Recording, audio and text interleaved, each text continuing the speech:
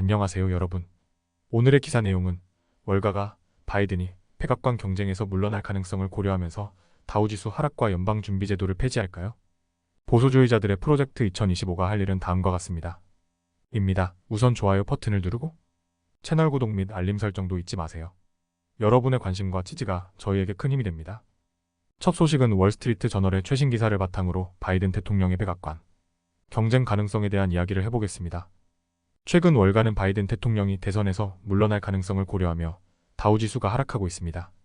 목요일에 미국 주식시장은 큰 매도세를 보였습니다. 다우존스 산업평균지수 DJIA는 533포인트, 약 1.3% 하락했고 S&P 500 지수는 0.8%, 나스닥 종합지수는 0.7% 각각 하락했습니다. 특히 기술주와 소형주가 큰 타격을 입었습니다. 그 원인 중 하나는 바이든 대통령이 대선에서 물러날 가능성 때문입니다. 스파턴 캐포털의 수석시장 경제학자 피터 카딜로는 바이든이 경쟁에서 물러날 가능성이 높다고 언급하며 이러한 정치적 불확실성이 시장에 큰 영향을 미치고 있다고 말했습니다. 바이든 캠페인 직원들은 대통령이 경쟁을 계속할 것이라고 밝혔지만 월가의 반응은 여전히 불안정합니다. 주 초반의 주요 미국 주식지수는 사상 최고치를 경신했으나 목요일에는 급락했습니다. 나스닥 종합지수는 주간 2.9% 하락할 것으로 예상되며 S&P 500은 1.3% 하락, 다우는 1.7% 상승세를 보일 것으로 전망됩니다. LPL 퍼넨셜의 수석 글로벌 전략가 퀸시 크로스비는 정치적 불확실성이 매도에 더해지고 있다고 분석했습니다.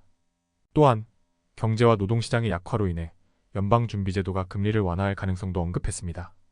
반면 찰즈 슈와브 앤드코의 선임 투자 전략가 케빈 고드는 투자자들에게 특정 정치인에 기반한 투자 전략을 피할 것을 권고했습니다.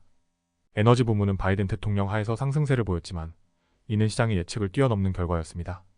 이상으로 월가가 바이든 대통령의 백악관 경쟁 가능성에 대해 어떻게 반응하고 있는지 살펴보았습니다. 정치적 불확실성이 주식시장에 큰 영향을 미치고 있지만 장기적인 투자 전략을 유지하는 것이 중요합니다. 앞으로도 지속적인 관심과 분석이 필요하겠습니다.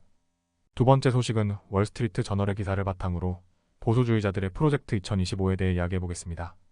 이 프로젝트는 연방준비제도, 즉 패드에 대한 대대적인 개혁을 제안하고 있습니다.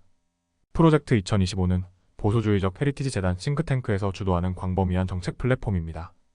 약 900페이지 분량의 책임 리더십을 위한 명령, 보수적 약속에 연방준비제도에 대한 주요 권장 사항이 담겨 있습니다.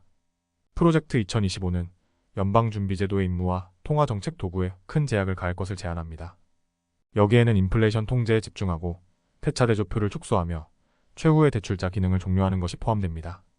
더 나아가 미국을 근본이제로 되돌리거나 패드를 완전히 폐지하는 방안도 제안하고 있습니다. 트럼프 전 대통령과 그의 전 행정부 관리들이 프로젝트 2025의 주요 기여자입니다.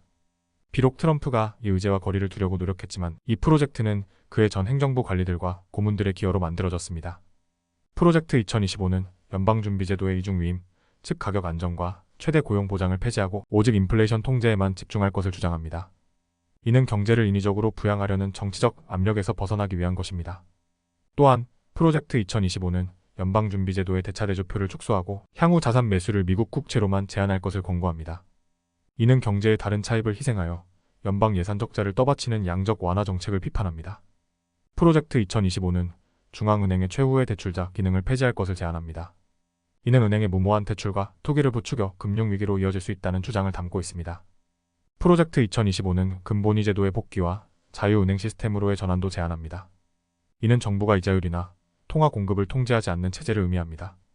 이상으로 프로젝트 2025와 그들이 제안하는 연방준비제도 개혁 방안에 대해 살펴보았습니다.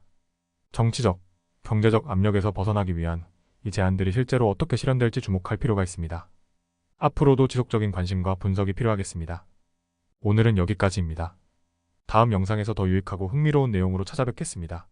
이 영상은 투자 의견이 아닙니다. 매우 감사합니다.